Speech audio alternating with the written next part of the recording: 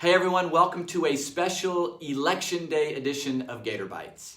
Acts chapter 17, beginning in verse 26, says this: From one man God made every nation of men, that they should inhabit the whole earth.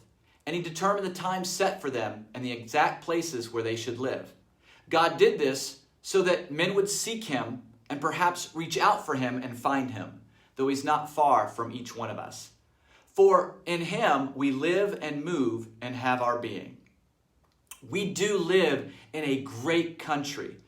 It's a country that affords us with many freedoms and many liberties. We know this country isn't perfect, as there is no country that is.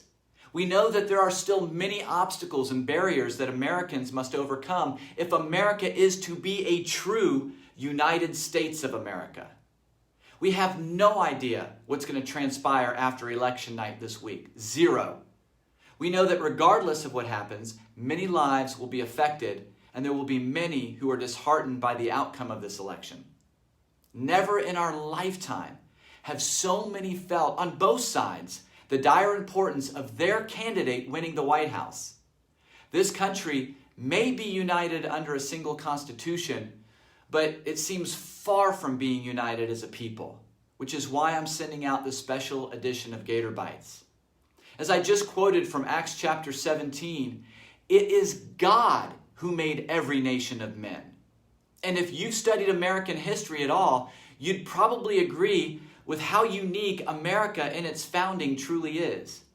And if we agree with what it says in Acts chapter 17, then we understand that like every nation established before it and after, it is God who has allowed America to be a nation of people.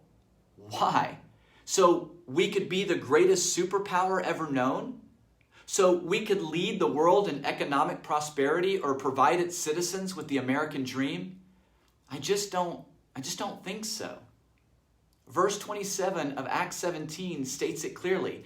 God did this so that men would seek him and perhaps reach out for him and find him.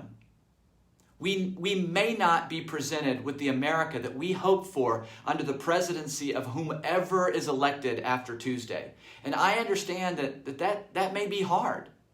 But as Christians, although the people of America may be divided, and though we may see violence in the streets, social media post rants, news anchors and politicians condemning and saying things that may even incite the violence, we must stay united.